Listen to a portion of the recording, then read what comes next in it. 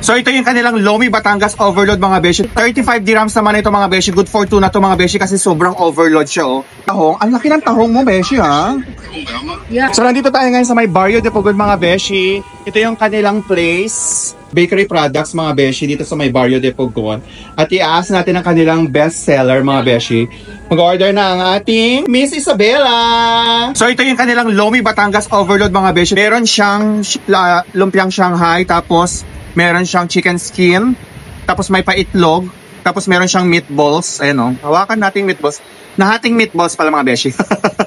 Tapos meron siyang baka. Tapos may sprinkle siya ng onion. Meron siyang kasamang 3 pandesal na malalaki. Ganito na siya kalaki. Kahit pag-init kayo mga beshi is, kakain pa rin tayo ng ganitong mga pagkain mga beshi. Ito mga beshi, papakita ko sa inyo ang kanyang laman sa loob. Ganyan siya kadami mga beshi. Oh. Kumain natin siya ngayon. Nakimas auntie. Ang sarap ng kanyang lasa. Lomi Batangas Overload mga beshi. 35 dirhams lang sa may Barrio de Pugon. Ang sarap. Tingnan nyo naman ito. Sizzling Seafood Cajun mga beshi. 39 dirhams lang siya mga beshi. Dito lang dito sa may Barrio de Pugon. Crabs. Tapos meron siyang calamares. Tapos crabs. Tapos may mga shells din siya. Mga shells din. Tapos may pa-corn. May siyang shrimps mga beshi. Ay, panalo ito sa rice mga beshi. Sa white rice nila mga beshi. Bongacious. 39 dirham. At saka malaman siya. Malaki-laki yung kanyang tahong mga beshi. Ayan siya oh. Okay. So first sa laki ang tahong mga beshi. Ay, ang sarap. Ang sarap ng pagkalinamnam sa kapagkatamis ng tahong mga beshi.